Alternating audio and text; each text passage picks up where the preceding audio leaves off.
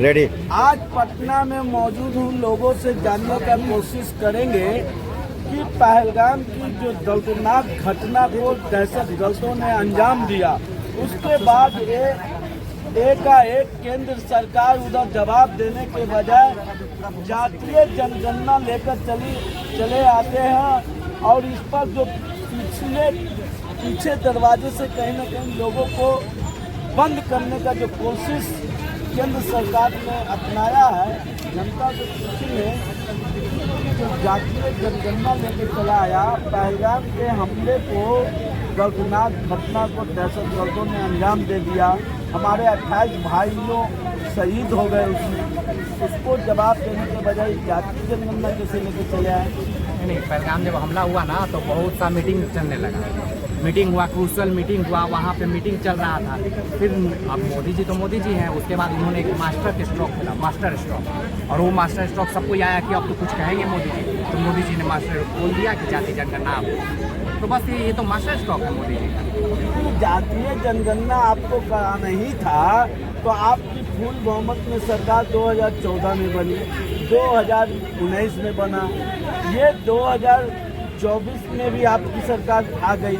उसके बाद भी हो सकता था, मगर 6 से 7 महीना चुनाव को बचा हुआ बिहार का, विधानसभा चुनाव होना है 25 में, और इस तरह का आप जातीय जनगणना पर मौन रखे हुए थे, एकाएक आप लेके चले आते हैं। अरे वैसा सिचुएशन नहीं था भाई, पहले ऐसा पहलगाम जैसा हमला नहीं हुआ था, अभी हुआ तो अभी न करेंगे। हम तो नीतियाँ बनाते हैं मास्टर स्ट्रोक में, छोटा मोटा चीज पे बात नहीं हुआ। अभी मास्टर स्ट्रोक का समय था, हमने स्ट्रोक मार दिया।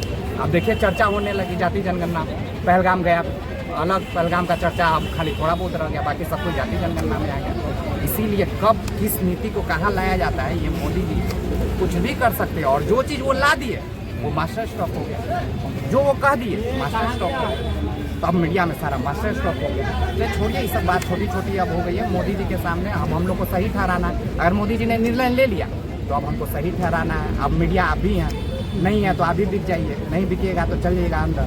तो इसीलिए बिकिए और मोदी जी का गुण गाइए, ताकि सबको हम लोग धन्यवाद करें। हम तो उन 28 नौजवान जो शहीद हुए पहलगाम में, कश्मीर में, उनका कब बदला लिया जाएगा, ये हम चाहते हैं ना कि दहशत गर्दों को कब मिट्टी में मिलाया जाएगा, पाकिस्तान सरहद पार कर। अरे मोदी जी यही किए, उधर पहलगाम हमला में मीटिंग बोल रहे थे, और मीटिंग पे निर्णय जब आता है लोगों को बोलते हैं कौन जाति पे, उधर पार्टी हो रहा है कि पहलगाम पे हमला, इधर पूछ रहे हैं तुम कौन जाति। भाई ये कौन सा निर्णय है भाई, कुछ समझे से पढ़े हैं, और हम लोग उतने पढ़े लिखे हैं नहीं मोदी जी जैसा कि हम लोग सब बात को समझेंगे वही ना जो वो कहेंगे। नीतियाँ भी, रणनीतियाँ मोदी जी अपने आप में हैं, अलग से उनका जो भी पढ़ाई लिखाई है उस पर हम ज़्यादा जानते भी नहीं, लेकिन हम उतने पढ़े लिखे नहीं हैं कि उस पर हम विश्लेषित करते हैं। हाँ, मास्टर स्ट्रोक है, हमको पता है कि उन 28 परिवारों को जिनका घर उजड़ गया, जो बच्चे अनाथ हो गए, बच्चियां अनाथ हो गई, पत्नी बेवा हो गई, उन परिवारों के लिए, 28 परिवारों के लिए क्या केंद्र सरकार क्या योजना देगी जो परिवारों का रोजगार अपना चल सके? बिल्कुल योजना दी गई है। आप वोट हमको दीजिए और हमको जिताइए, बाकी अगला चुनाव में आपको सबको कहीं ना कहीं कुछ सेटल कर दिया जाएगा। तो इस बार तो ऐसा हमला हुआ है तो कोई बड़ी बात नहीं है, आप अपना अपना रोना करना तो सब कुछ चलते रहेगा। सहानुभूति हमारी जरूर है, लेकिन सरकार अपनी तरह से पहल कर रही है कि आप वोट की तैयारी कर लीजिए, बाकी जब हो जाएगा तो आपका भी कुछ ना कुछ होगा ही। तो इस सब के लिए कोई बहुत ज़्यादा बड़ी बात है नहीं, ये सब उनके नज़र में बहुत छोटी हादसा होती है। हादसा सिर्फ उसके लिए बड़ी होती है जिसके दिखता है, तो हम उसमें ज़्यादा मोदी जी को दोष देंगे नहीं, क्योंकि ऐसे ऐसे हादसा है उनके नज़रों में एक चीज़ है। तभी तो वो निर्णय जहाँ हमला का लेना था तो वो जाति जनगणना का लेना है, ये तो देखने और समझने।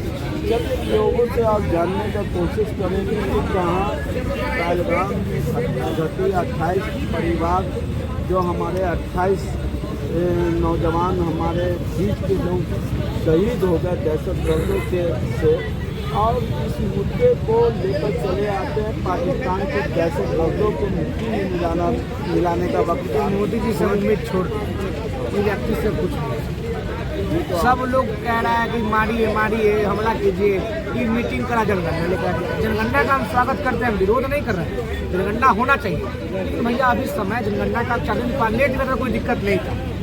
आपकी कोई घोषणा कर दी, कल से चालू कहाँ हुआ? पर घोषणा करके मुद्दा को सेलेक्ट कर दिए। पहलगाम मुद्दा तो कहीं चर्चा हो रहा है आप, ये हो रहा है कहाँ हो रहा है भाई? वो होता के लिए आते हैं आपको अभी घूस के मारना चाहिए था, ले आते नजर आ रहा है ठिकाना पिला देते, जनगणना लेकर चला। क्या मतलब इस चीज का भाई? जनगणना लेकर भी आए तो कब से जांच होगा, कब से गणना होगा, कब से कोई आंकड़ा नहीं है, खाली गणना होगा कब कब। अभी समय था पाकिस्तान का होश ठिकाना लगा घूस के मारने का, हाथ में झंडा लहराने का। आदमी सब उम्मीद अभी तो कम से कम देख के मसा आ जाता है। यही तो बात है, विकास से नीतीश कुमार किया। लोग कहते हैं कि कहीं ना कहीं मास्टर स्ट्रोक प्रधानमंत्री, छोड़िए मास्टर स्ट्रोक की क्या खेलेगा भाई? आदमी लोग को बेवकूफ बना रहा है, या तो खुद बेवकूफ है या तो लोग को बेवकूफ बना रहा है। दूर में से एक ही कुछ के होगा। पूरा देश शोक में है।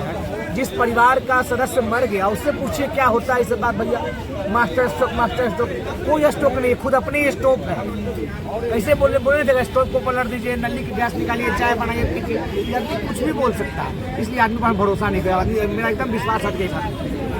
अच्छा, आखिरी सवाल होगा मेरा कि लोकतंत्र में अपनी आवाज़ और सरकार को आईना दिखाना क्या गुनाह है?